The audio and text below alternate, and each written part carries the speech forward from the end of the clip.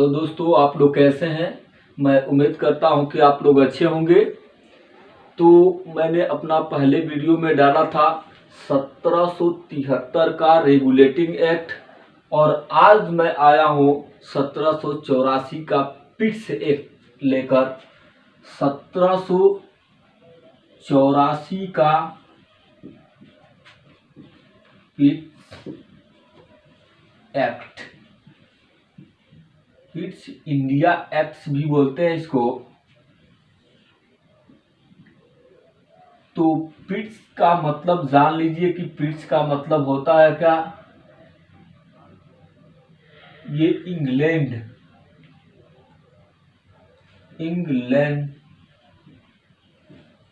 के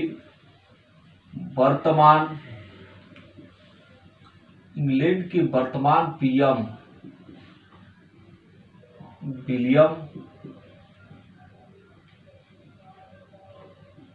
पिट के नाम पर यह नियम कानून बन के आता है, इसलिए इसको पिट्स एक्ट भी कहते हैं। तो आइए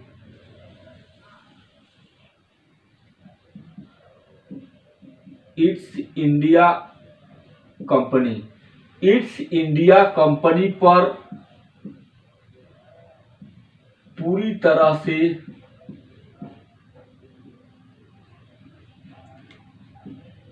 ब्रिटिश संसद का नियंत्रण स्थापित होता है। जब ईस्ट इंडिया कंपनी पर पूरी तरह से ब्रिटिश संसद का नियंत्रण स्थापित होता है, तो दो तरह के प्रावधान इसमें बनते हैं।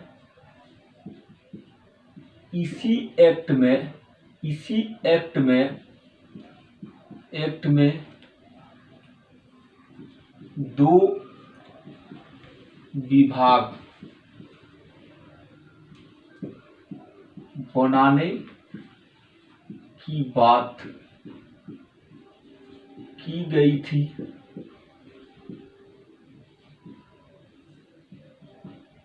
बोर्ड ऑफ डायरेक्टर,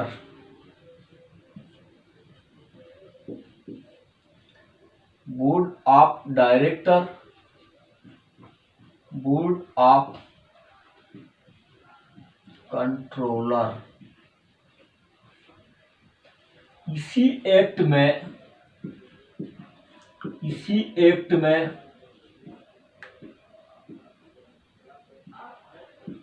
वैध शासन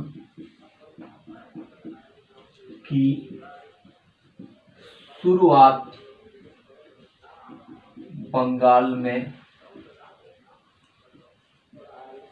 होती है।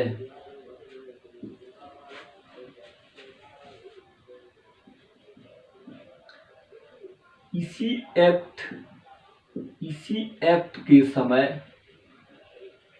समय लॉर्ड नॉर्थ एवं फॉक्स की मिली-जुली सरकार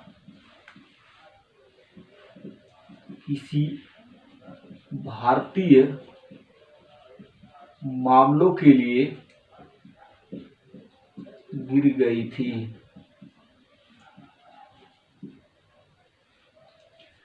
तो ईस्ट इंडिया कंपनी पर पूरी तरह से ब्रिटिश संसद का नियंत्रण स्थापित होता है। जब पूरी तरह से नियंत्रण स्थापित होता है तो दो विभाग की स्थापना की जाती है ब्रिटिश के विलियम पिट्स के द्वारा। उसमें से पहला विभाग बोर्ड ऑफ डायरेक्टर और दूसरा विभाग बनता है बोर्ड ऑफ कंट्रोलर। दो विभाग में पहला बोर्ड ऑफ डायरेक्टर था, इसका काम था राजस्व मामले की देखभाल करना, और बोर्ड ऑफ डायरेक्टर का काम था कि किसी भी देश से युद्ध करना है, संधि करनी है, समझौता करना है, इसके मतलब कि राजनीतिक कार्य, राजनीतिक बोर्ड ऑफ कंट्रोलर को राजनीतिक कार्य दिया गया था। और इसी एक्ट में द्वैत शासन की शुरुआत की गई थी, दोहरे शासन की शुरुआत की गई थी बंगाल में।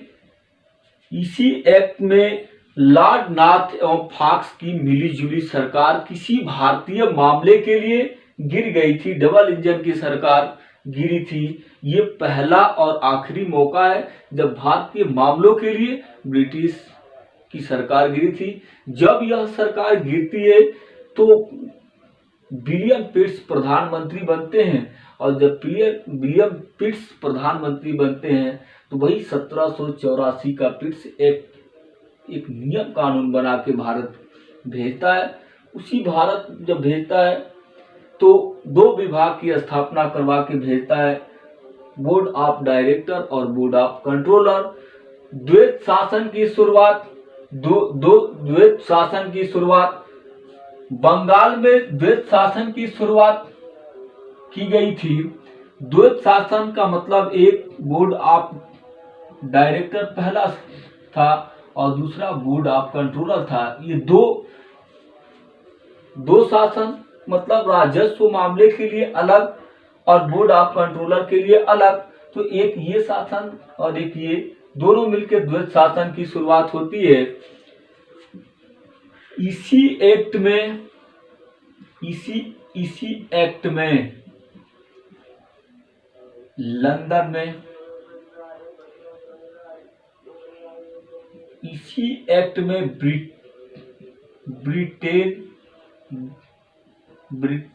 ब्रिटेन में एक हाई कोर्ट की स्थापना की जाती है भारतीय मामलों के लिए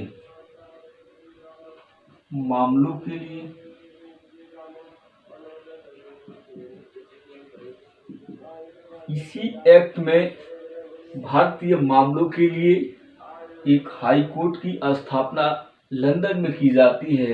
यदि किसी प्रकार की भारतीय लोगों को दिक्कत या समस्या होती थी तो उन लोगों की सुनवाई ब्रिटेन में एक हाई कोर्ट की स्थापना विलियम पिट्स करवाता है और उसी में भारतीय मामले की सुनवाई होती थी। अब इसी एक्ट में एक और बात कही गई थी। इसी एक्ट में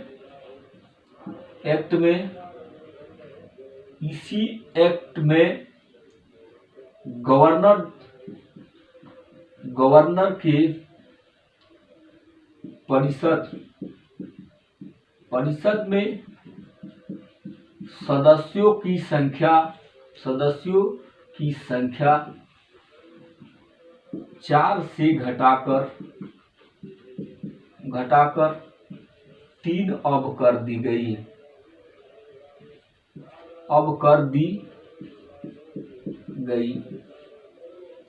एक बात मैं फिर रिवीजन कर दे रहा हूं।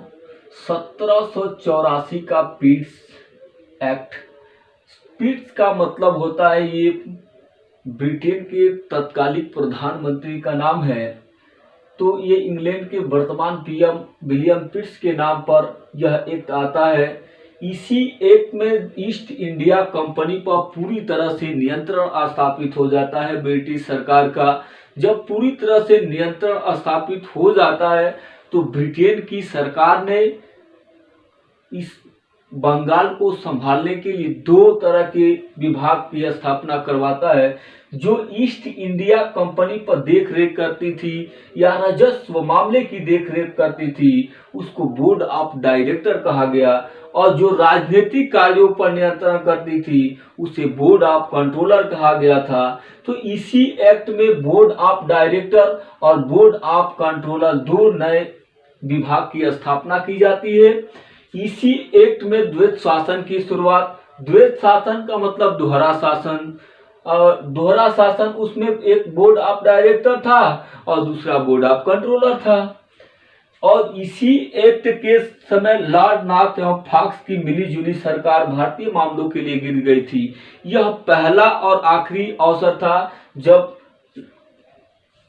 लॉर्ड नॉर्थ और फॉक्स की मिलीजुली सरकार किसी भारतीय मामलों के लिए गिर गई थी। इसी एक्ट में ब्रिटेन में एक हाई कोर्ट की स्थापना की जाती है और ये हाई कोर्ट की जो स्थापना की जाती है वो किसी भारतीय मामले की सुनवाई के लिए की जाती थी।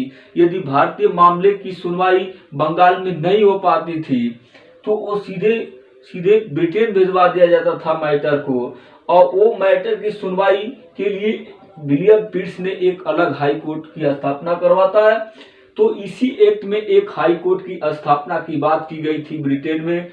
इसी एक्ट में गवर्नर परिषद में सदस्यों की संख्या 4 से घटाकर अब 3 कर दी गई थी। और इसी एक्ट के तहत इसी एक्ट में 1784 में इसी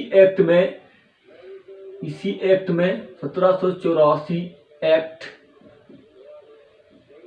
में लॉर्ड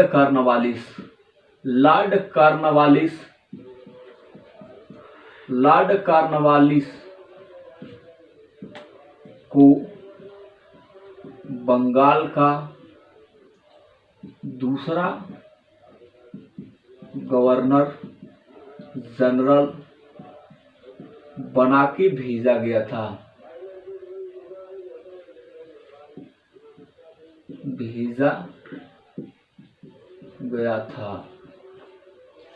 तो ये था हमारा 1784 का पिट्स एक्ट। मैं अब आऊंगा 1813 का एक्ट लेकर के।